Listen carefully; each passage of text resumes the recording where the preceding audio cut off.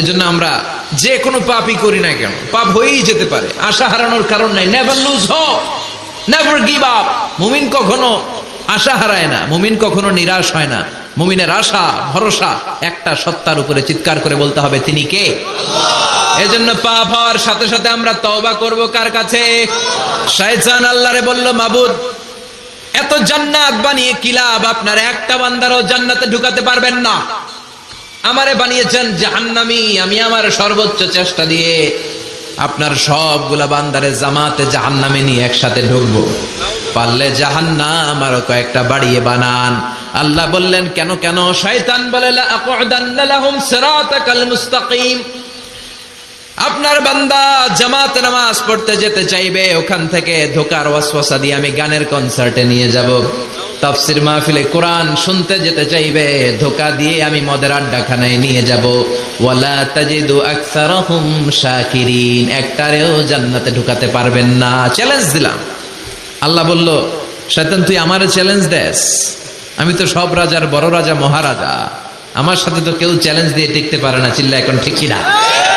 শয়তান তুই চ্যালেঞ্জ দিলি, আমিও তোর চ্যালেঞ্জ নিলাম। ওয়া ইজ্জতি ওয়া জালালি ওয়া ইরতিফাই মাকানি। আমার ইজ্জতের কসম, আমার জালালিয়াতের কসম, আমার মহানত্বের কসম, আমার ক্ষমতা আর দাপটের কসম, আজীবন আমার বান্দা গুনাহ করবে, পাপ করবে, অন্যায় করবে, কোন এক তাফসীর মাহফিলে এসে চোখের পানি ছেড়ে যখন ক্ষমা চাইবে, আমি জীবনের সব গুনাহ মাফ করে দেব।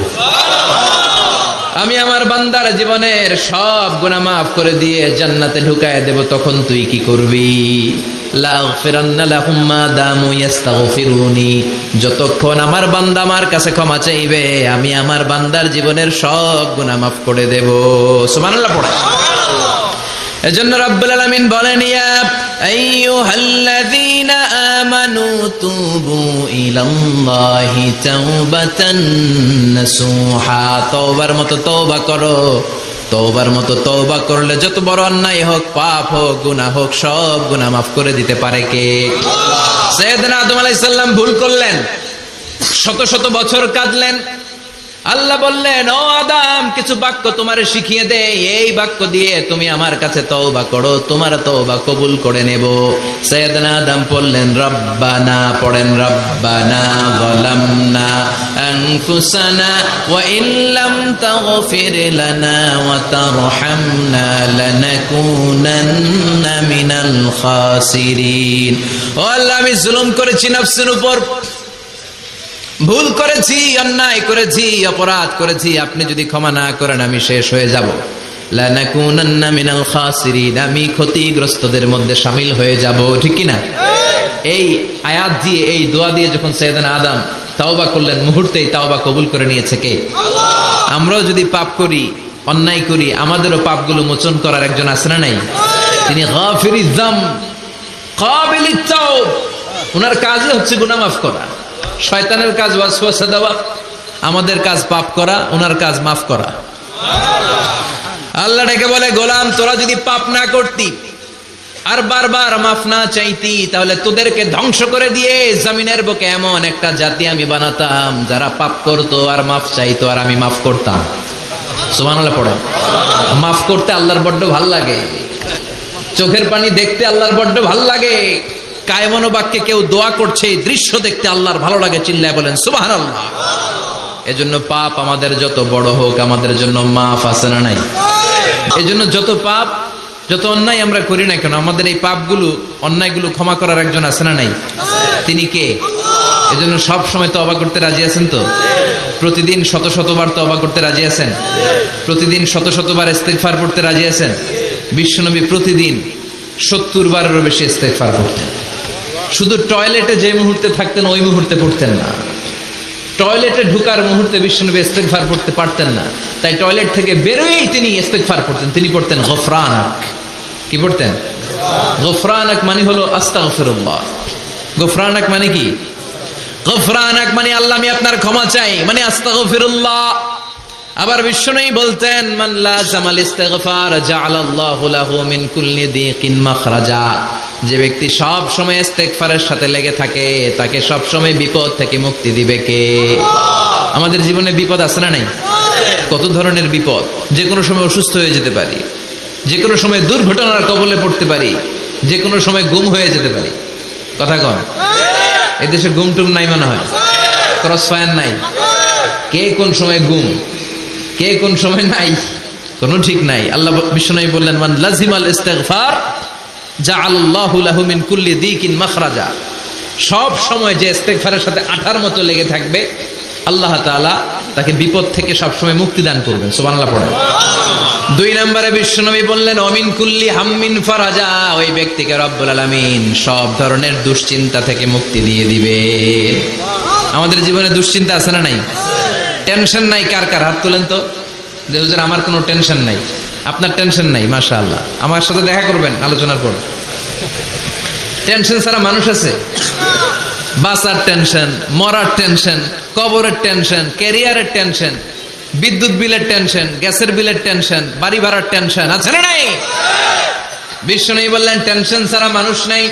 সব সময় আঠার মতো যে ইস্তিগফারের সাথে লেগে থাকবে, তাকে টেনশন মুক্ত করে দিবে কে? 3 নাম্বার, ওয়ারযুকহু মিন হাইসু লা ইয়াহতাসিব। এমন জায়গা থেকে আল্লাহ তাআলা রিজিকের ব্যবস্থা করে দিবেন, সে কল্পনাও করতে পারবে না। আমি নিজে এটার প্রমাণ পেয়েছি। অনেক অনেক সময় আমি কল্পনাও করি নাই যে এখান থেকে আমার রিজিকের ব্যবস্থা হতে পারে। এমন পরিমাণে রিজিকের ব্যবস্থা এসেছে, 2 হাতে নিয়েও কুলাতে পারি নাই। এজন্য সব সময় চলতে ফিরতে উঠতে বসতে ইস্তিগফারের সাথে লেগে থাকার দরকার আছে না নাই? আবার বিশ্বনবী বললেন, সদা সর্বদা যারা সব সময় ইস্তিগফার পড়বে, আল্লাহর পক্ষ থেকে কোনো আযাব গজব তাদের উপর পাকড়াও হবে না।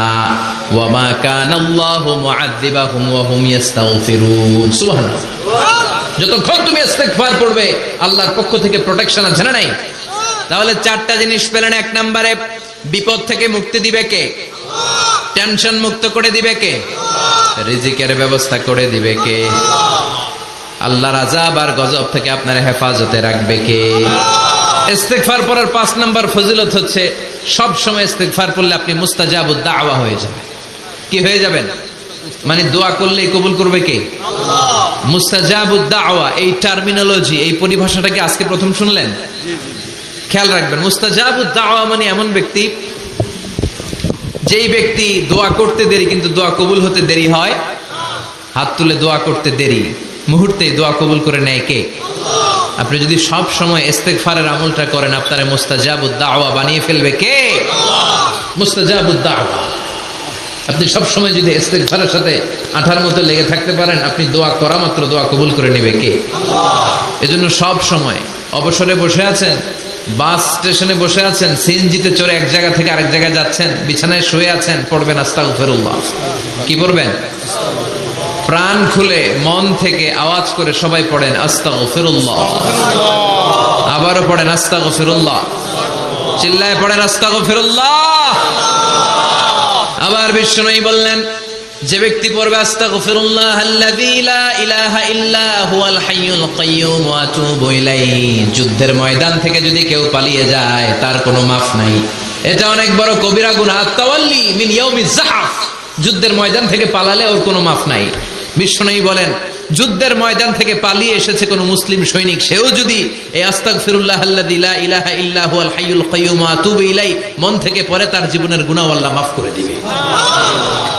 আবার সাইয়েদনা আবু বকর, সহিহ বুখারীর বর্ণনা, বিশ্বনবীরে বললেন, ইয়া রাসূলুল্লাহ আল্লিমনি দুআআন আদউ বিহি ফি সালাতি।